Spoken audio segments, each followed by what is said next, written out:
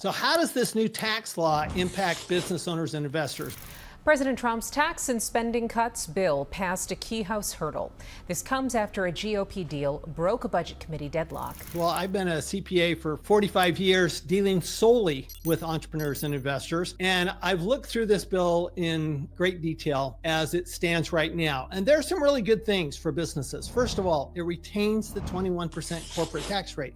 Well, you think, well, I'm a small business. I'm not organized as a corporation. Maybe now is the time to think about maybe you should be organized as a corporation, because there are some tax benefits for corporations, 21% tax bracket, that you don't get if you're a pass-through. However, there's something really good in this new tax bill for pass-through entities. Pass-through entity is like a sole proprietorship, a partnership, or an S corporation. LLC's tax is one of those. Pass-through entities are really important to small business. And the reason the pass-through entities are so important is because most small business owners, they take their money out of the business. They don't leave it in the business. You want to be a C corporation if you leave a lot of money in the business. Of course, remember, it's 21% in the business, but when you take it out, you pay another dividend tax. That's actually a tax change I would like to see, where you're not taxed on dividends, or the corporation gets a deduction for dividends. One of those two, they really ought to consider putting in a tax bill sometime soon. That would really help the business community. But for now, we get a double tax when we're in a C corporation. So it only works if you're going to leave a lot of money and build up that corporation and then sell the corporation later. However, let's say you're a pass-through. So you're an S corporation or a partnership, or heaven forbid, a sole proprietor. Please don't be a sole proprietorship. Please don't do that. That's a Schedule C. You're ripe for audit. Please don't do that. Okay. So you want to be, if you have a regular operating business, you're going to want to be an S corporation or a C corporation. S corporation if you take a lot of money out of your business, or C corporation if you leave a lot of money in your business. It's that simple. Now, in an S corporation, under this new bill, not only do we get the 20% pass-through deduction made permanent, which means the top rate with a pass-through deduction it's a 20%, means you're really only being taxed at 29.6% instead of that 37% rate. But under this bill, the proposal is to increase that rate from 20% to 23%. So it's an even better tax benefit for small business owners who want to operate as an S corporation. Now, one of the negatives is these high tax states. One of the things they're looking at is, do they want to eliminate the state and local tax deduction that pass-through entities get? And they are looking at that really hard. So let's watch that very carefully, because that could be a serious offset to that 23% tax deduction that you're getting. Then all of a sudden you're paying taxes on top of taxes because you don't get your pass-through tax deduction. That would be bad. All right, so the 23%, that's a really good thing. So that means that, first of all, please, please, please don't be a Schedule C. Let's be an S corporation. Then when you're an S corporation, you have to figure out, how much salary am I going to pay? Because remember that salary is subject to Social Security taxes. Distributions from an S corporation are not subject to Social Security tax. So the inclination is, well, let's make my salary as low as possible. However, remember the pass-through entity deduction requires that you pay salary. So what you want to do is you want to sit down with your CPA and actually figure out how to maximize your pass-through entity deduction while minimizing the Social Security taxes you pay. So it's always, like I say, you always have to run the numbers. If you want to know what's going on, you need to run the numbers, because it may be that you need to change your facts. As I always like to say, change your facts, change your tax.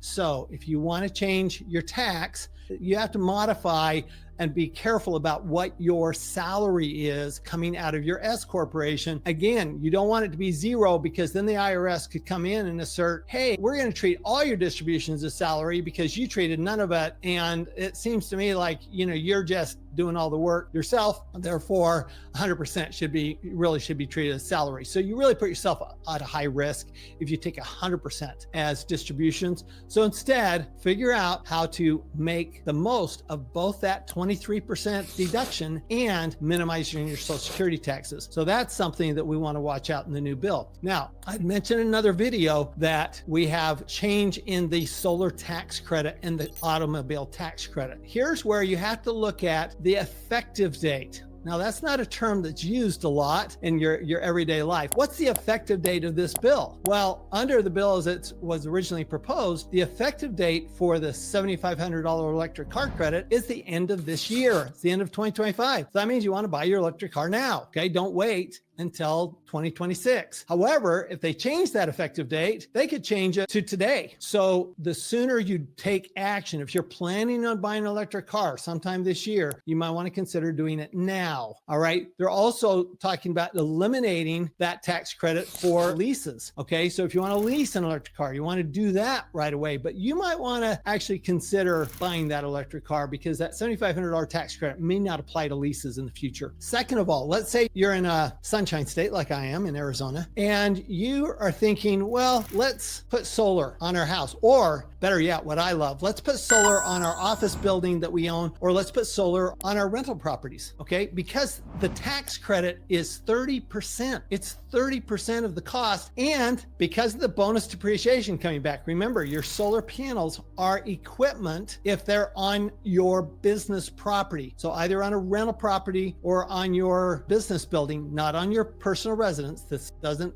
happen in a personal residence. But let's say that you're putting it on your commercial building or on your rental property. Well, now you get a 30% tax credit, but you also get bonus depreciation. And the bonus depreciation provisions, the effective date, there's that term again, the effective date is the beginning of 2025, whereas it looks like the effective date for the solar is going to be after 2025. So they're going to take it down after 2025. That means that if you put it up this year, you might get both a deduction of 85%. It's not the whole 100%, but 85% of the cost. So if you put $100,000 of solar, you're getting an $85,000 deduction and a $30,000 credit. That means the government's paying for roughly 2/3 of the cost of your solar installation. And if it's offsetting your electricity costs, which of course in Arizona, we have high air conditioning costs in the summer, you put in the battery, you put on the solar, government to pay for 2/3 of it, but you get all the benefit. So that is very, very cool opportunity, but that's something you need to act now. You cannot wait to act on that because it takes a long time. You've got regulations at your city or your county, sometimes at your state, what you can do with solar, maybe even your homeowners association, what you can do. So you need to get started right now. If you're thinking about putting on solar panels, this is the time to do that. There are some other renewables that are similar to that. You know, you might be thinking about putting in some charging stations, right? It's charging equipment somewhere. A few years back, ATMs were the big rage, right? They were going in all over the place and they were all independently owned for the most part, except for the ones at the bank, right? They're independently owned ATMs. And then there were the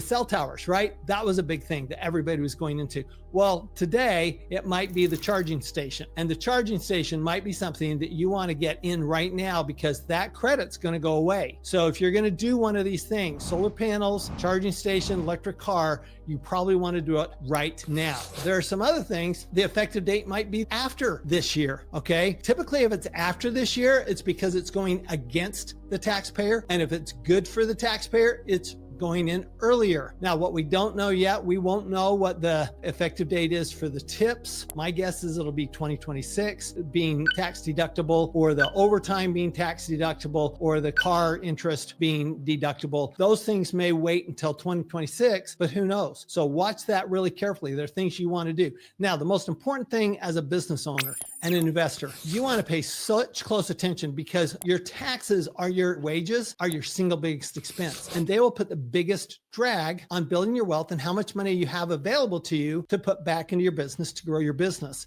So first of all, please make sure you're not a Schedule C. Do not do that under any circumstance. I used to think it was okay if you weren't making very much money, but what I've found is that the IRS loves to audit Schedule C. So if you don't want an IRS audit, don't do a Schedule C. Second of all, the tax benefits, remember a Schedule C, you pay a self-employment tax or Social Security taxes on 100% of your income. If you're an S corporation, it's only on your salary. So you want to be an S corporation or a C corporation, depends on, am I keeping money in the business or am I going to take all the money out of the business? Now, if you are keeping your money in the business, there's another great tax strategy that we probably ought to do a whole video on called Section 1202, which basically allows you to sell your business tax-free. Yeah, you heard that. If you're a C corporation, you can't do this as an S corporation. If you're a C corporation, you can potentially sell your business tax-free after 5 years if you do follow all the rules for Section 1202. Now, if your accountant hasn't been talking to you about this stuff, you might want to get a second opinion. Talk to an accountant,